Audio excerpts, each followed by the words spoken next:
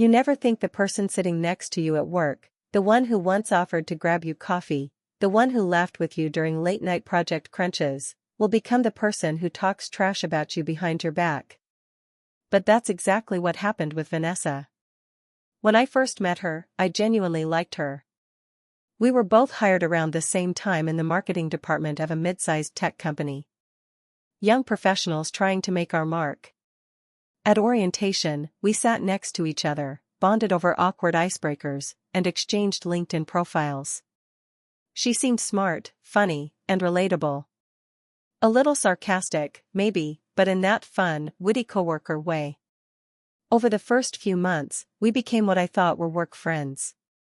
Not besties, but we'd grab lunch together, send each other memes during boring Zoom meetings, and roll our eyes whenever our manager, Brent, asked for just one more revision on a campaign. Sometimes we stayed late together during deadline weeks and shared snacks and Spotify playlists.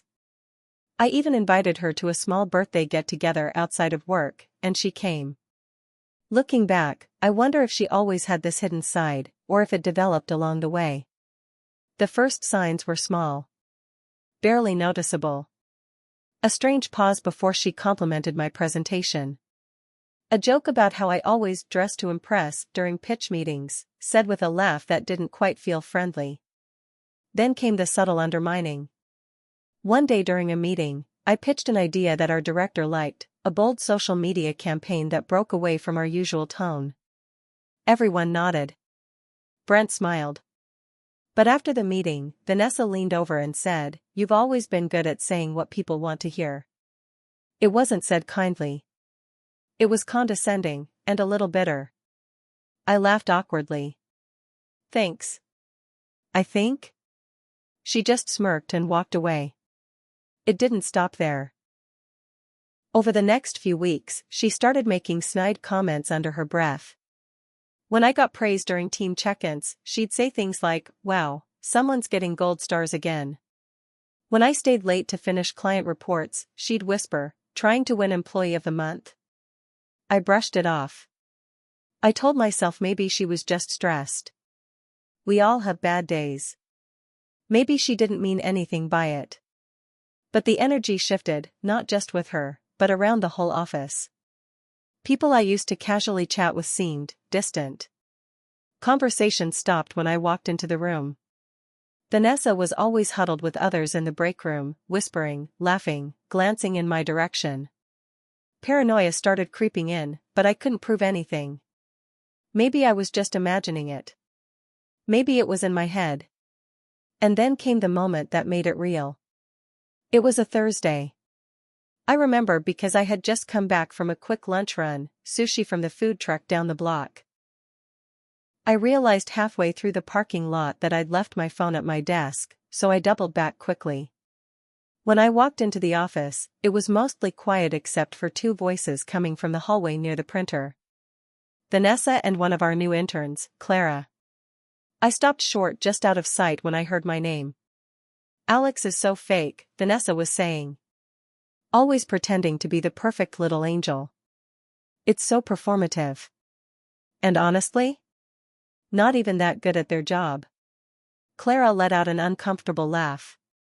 "I mean, I don't say anything because I don't want drama, but I wouldn't trust Alex with anything important if I were in charge. The only reason they get ahead is because they kiss up to Brent." My stomach dropped. I felt a weird mix of anger, hurt, and shock.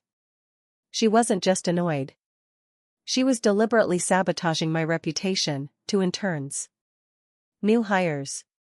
People who barely knew me. I stood there for a second, frozen. Then I quietly turned back, walked to the far side of the office, and sat down. I didn't say a word to her. I didn't confront her. I didn't storm in and shout, "What the hell is your problem?" Instead, I did what I always did, I kept my head down. I did my work. I swallowed the insult like a bitter pill. But I couldn't stop thinking about it. Not just that moment, but all the others that came before. The passive aggression. The cold shoulder from other colleagues. The way Vanessa always knew the latest gossip, and how often that gossip involved me. That night, I stayed up late wondering what to do. Should I go to HR? Would anyone take it seriously? She hadn't technically violated any rules. And if I complained, I'd probably be painted as overly sensitive or dramatic. So, I let it go. Or at least, I tried to. The next morning, everything changed. The next morning started like any other. I got in a little early, coffee in hand, earbuds in, mentally preparing for another long list of emails and edits. I told myself to forget about what I'd overheard. Maybe Vanessa was just venting. Maybe I was overreacting. It wasn't worth the energy. But as I sat down and opened my inbox, I saw a subject line that made me pause. FYI, this might be about you. It was from Jordan, one of the designers I'd worked with on a campaign last quarter. We weren't close, but he was always polite and professional. I opened the email and my stomach twisted. Attached was a screenshot of a group chat, not one I was part of. In the screenshot, Vanessa had written, "Alex seriously thinks they're going to get promoted. LOL. Good luck with that. I've seen interns with more strategic thinking. Then, honestly, how do you suck up and underperform at the same time? It's like a talent." I sat there frozen. It wasn't the words that shocked me the most, it was the certainty. The casual cruelty. The way she spoke like it was fact. Like I was some kind of office joke. And worse? Other people in the chat were laughing along. Thumbs up emojis. Cry laugh reacts. No one defended me. No one pushed back. A few minutes later, another message came in. This time from Priya, an analyst I'd collaborated with once during a data review project. "Hey, I know we're not super close, but I thought you should see this. Vanessa's been saying stuff that doesn't feel okay." Another screenshot. Another group chat. Same tone. Same mocking, smug attitude. And then a third message. And a fourth. In less than an hour, I had 5 different coworkers forwarding me messages where Vanessa was going off about me, mocking my work, my voice during meetings, even the way I dressed on Mondays. One quote burned into my mind. "Alex has I peaked in college energy." I didn't know what to say. I didn't even know what to feel. Hurt? Embarrassed? Furious? Maybe all of the above. And then, just when I thought it couldn't get any worse, it did. The fatal mistake. At 11:17 a.m., during a regular project group chat where we were discussing updates for the upcoming holiday campaign, a new message popped up. From Vanessa. And this time, I was in the group. Ugh, can't wait to see how Alex screws this up too. Should we start prepping a backup plan now? I blinked. Stared at the screen. She had sent that message right into a work chat, with managers, designers, writers, and me. A second later, the message was deleted. Then another message followed. LOL, sorry, wrong chat, face with tears of joy, face with tears of joy, face with tears of joy. Wrong chat? Oh no, Vanessa. This was the perfect chat. That mistake, that single, stupid, careless mistake, was the moment I knew the tide had turned. My phone buzzed with private messages almost immediately. Did she really just say that? Is this for real? That was messed up. I didn't reply to any of them. Instead, I opened a blank document, took a slow breath, and started collecting the receipts. I spent the rest of the afternoon doing something I never thought I'd do at work. I became an investigator. One by one, I copied every screenshot, every forwarded message, every quote with her name and timestamp. I opened up old Slack threads, emails, team chats, anywhere Vanessa might have left digital breadcrumbs. And she had. So many. The messages painted a clear picture. She had called me the weakest link on multiple projects. Accused me of stealing credit for teamwork, which was provably false. Told people I only got praise because Brent had a crush on me. Mocked my personality, my voice, my clothes. Warned in turns to stay away if you don't want to get dragged down. It wasn't just rude. It wasn't just petty. It was a deliberate campaign to isolate me, humiliate me, and turn the office against me, all while smiling to my face. But now? I had the evidence. The receipts. And she had just publicly implicated herself by sending a message right to me. I had a choice. I could send everything to HR and let them quietly handle it. Or I could do something a little more poetic. The spark of an idea. That evening, I stayed late. The office emptied out slowly, people waving goodbye, lights dimming, computers shutting down. I sat alone at my desk, staring at a folder titled Vanessa Screenshots, Final. It was nearly 40 pages long. And as I scrolled through it, something inside me clicked. This wasn't just about defending myself. This was about showing everyone who Vanessa really was, using her own words. I formatted the chats clearly. Her name, bolded. Timestamps, underlined. Messages, in clean font, with the worst quotes highlighted in yellow. At the top of each page, I added a header. Things Vanessa said about her coworkers, behind their backs. I printed every page. My poor little office printer whirred and chugged for nearly an hour. The stack grew. Each sheet felt heavier. Like justice in paper form. And as I stood there with a thick pile in my hands, one single thought rang in my head. She wanted to destroy my reputation. So now, I'm handing her the match. Each sheet felt heavier. Like justice in paper form. And as I stood there with a thick pile in my hands, one single thought rang in my head. She wanted to destroy my reputation. So now, I'm handing her the match. The next morning, I woke up at 5:30 a.m., not out of nervousness, but purpose. The stack of printed screenshots sat in my bag, neatly sorted, hole-punched, and ready to be displayed like a gallery of betrayal. I got dressed carefully. Nothing flashy, but polished, the kind of outfit that says, I came here to handle business. I took a deep breath, sipped my coffee slowly, and walked into the office at exactly 7:02 a.m. No one was there yet. Perfect. I moved quickly. I already knew where the foot traffic was highest.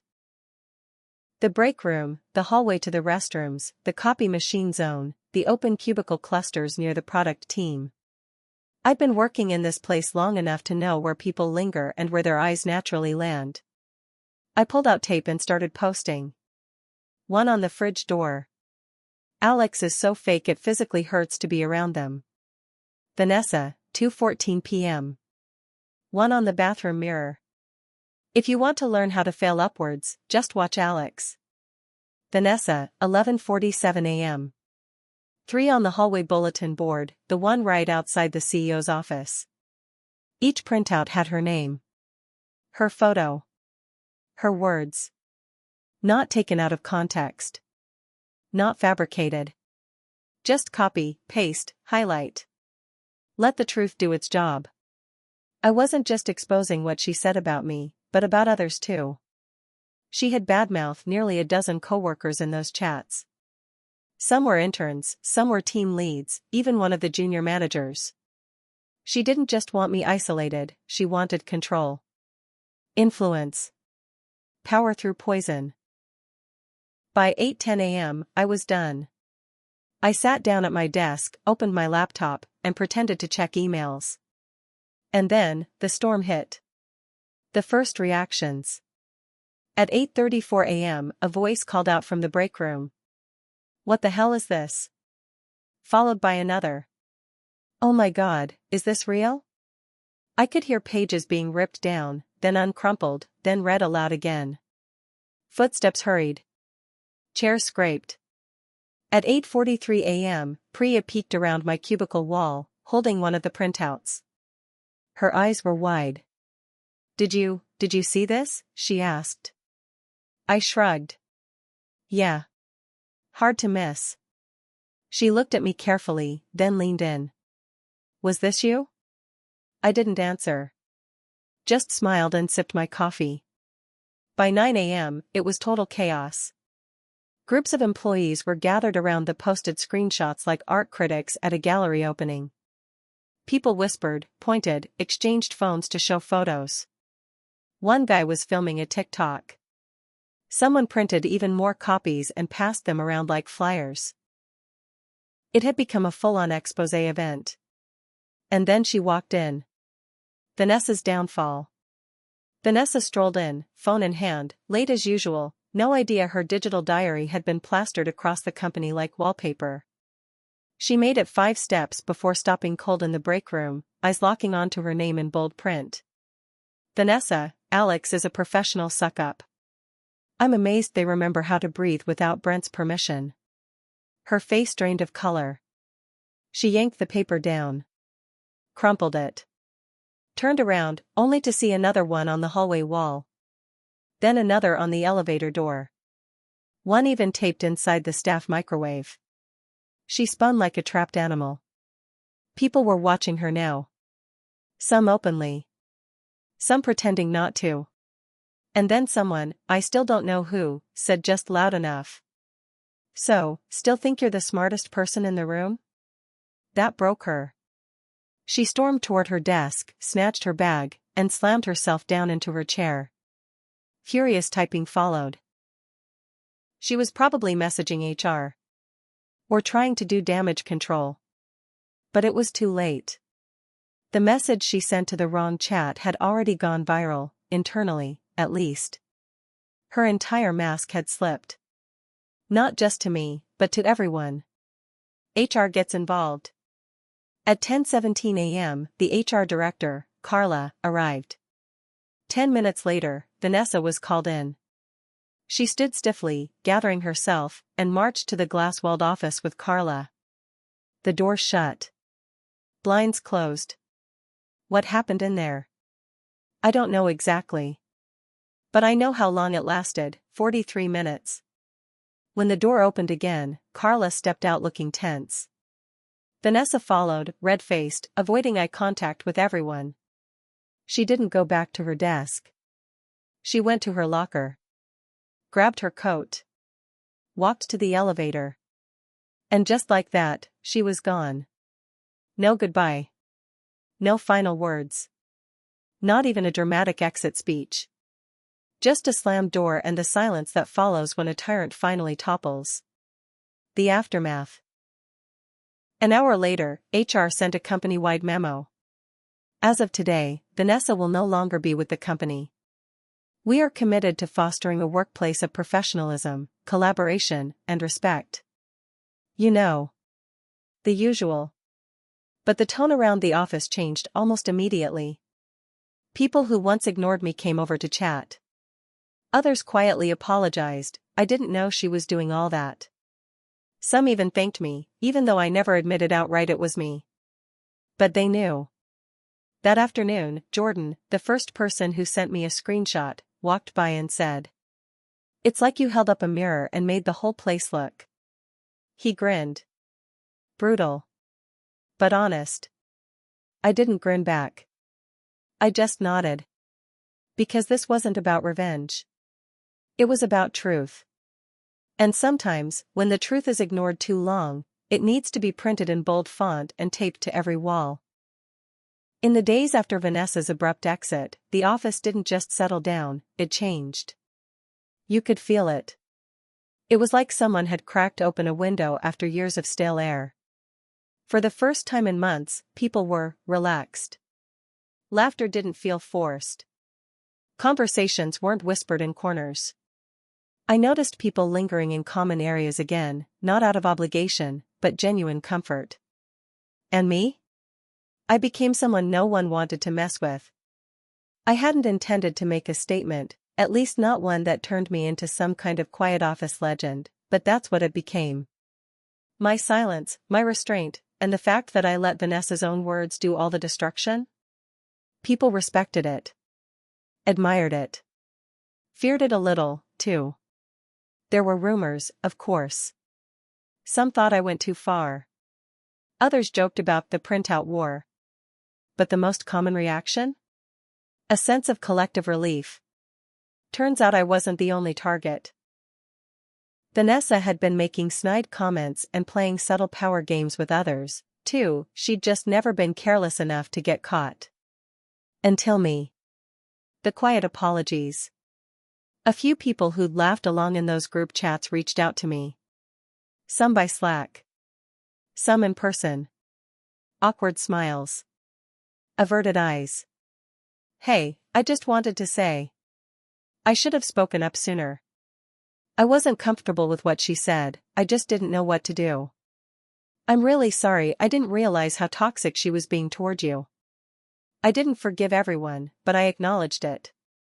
Because at the end of the day, I wasn't after vengeance. I wasn't trying to get people fired. I just wanted the whispers to stop. The lies. The isolation. And maybe, just maybe, I wanted to remind people that silence is complicity. The HR conversation. A week after Vanessa left, I got called into HR myself. Carla greeted me with a tight, corporate smile. We're not here to reprimand you, she said quickly, as if she sensed the tension. But we do want to talk about how things unfolded. I sat down, calm but cautious. She continued, we understand you were the subject of some extremely inappropriate internal communication, and we're sincerely sorry that it reached this point. What happened was unacceptable. I didn't say much. Just nodded. However, she added, in the future, if you experience something like this again, we would strongly encourage bringing it to HR before addressing it in such a public way. I tilted my head. With all due respect, I tried silence. I tried professionalism. Vanessa didn't care. No one noticed. Until I made them. Carla didn't argue. She just sighed. Fair enough. She closed her folder. You won't face any consequences. In fact, unofficially? A lot of people here are grateful. Even leadership. That caught my attention. Leadership? Carla smiled. Let's just say, your name has come up more than once in recent meetings, in a good way. A shift in recognition. That week, I got looped into a new client pitch, one of the company's biggest accounts for Q4. Normally, Vanessa would have led it. But now? Brent came over and said, I want you to run point on this one. You've earned it. And just like that, everything changed. People listened more closely when I spoke. My ideas weren't questioned the way they used to be. I was no longer the tryhard in the corner, I was the one people deferred to. Respect. Not fear. Just recognition. It wasn't about power. It was about finally being seen for what I brought to the table, without someone whispering poison behind my back. Vanessa's ghost. She didn't just vanish completely. A week later, someone forwarded me a LinkedIn post. Sometimes, workplace culture fails to protect good employees from toxic environments. Onward and upward. It was from Vanessa. No names. No specifics. Just a vague, self-righteous narrative. I didn't respond. Didn't like it. Didn't comment. What was I going to do, print it out and tape it to a tree? No. She was out of my life now.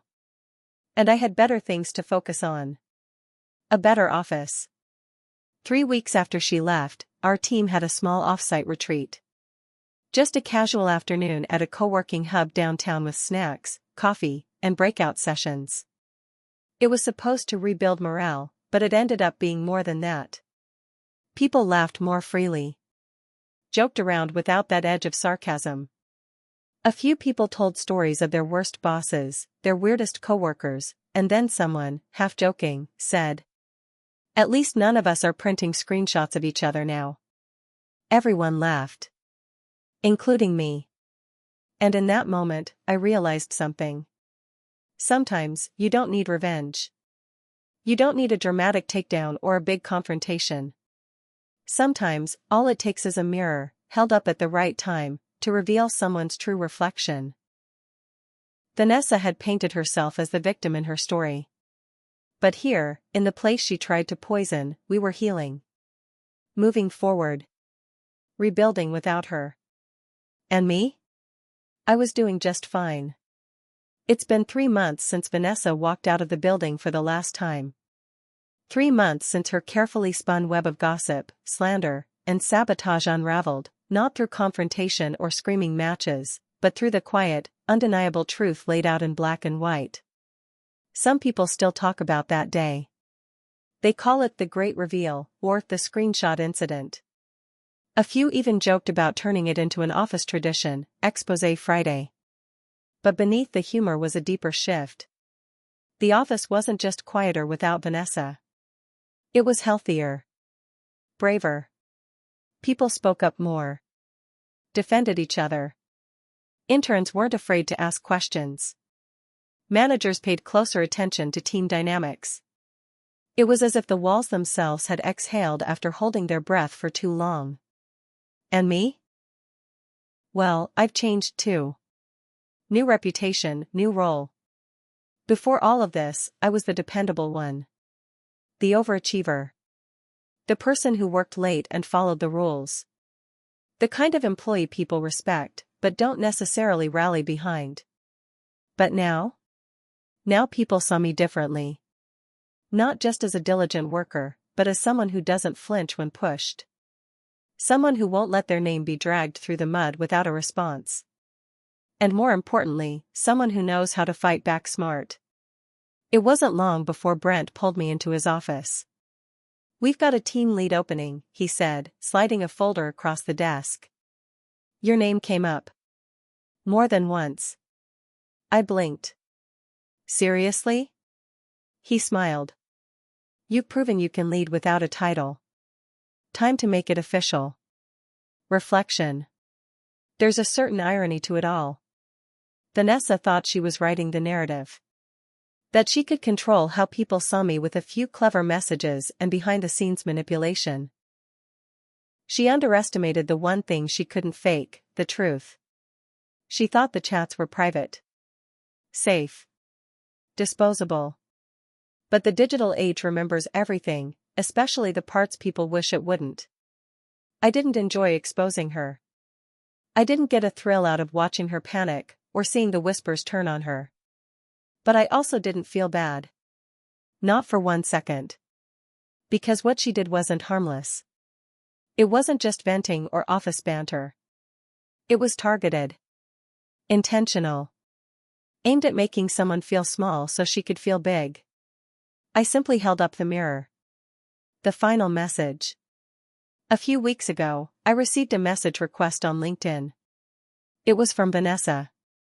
I stared at the screen for a long moment before clicking. I don't expect a reply. But I wanted to say, I know I messed up. I wasn't in a good place mentally, and I took it out on the wrong people. You didn't deserve what I said. I'm sorry. I didn't reply. Not because I was angry. Not because I wanted her to suffer. But because some chapters don't deserve reopening. Some people are best left in the rearview mirror. Besides, the real story wasn't hers anymore. It was mine. A new kind of office. The bulletin board where I'd first taped the screenshots? It now holds sticky notes of appreciation. Every Friday, someone adds a new one. Thanks for covering for me during that deadline crunch. Loved your pitch deck this week. Your coffee recommendations are saving lives. Hot beverage red heart. No signatures. No drama. Just quiet gratitude. I never imagined that something born out of pain and frustration would lead to a more connected, respectful office culture. But sometimes, when one toxic voice goes silent, dozens of others finally get the courage to speak. Closing thoughts. What happened to me wasn't rare. It happens in offices all over the world: passive-aggressive remarks, subtle bullying, people using group chats like weapons.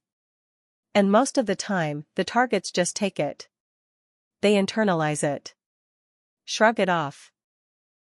Let it chip away at them piece by piece. I almost did the same. But the day I decided to print the truth and tape it to the walls wasn't about revenge. It was about taking back my name. And if you've ever been in my shoes, silenced, disrespected, whispered about behind your back, let this story be a reminder. Sometimes, the loudest statement you can make is made in silence, one printed page at a time.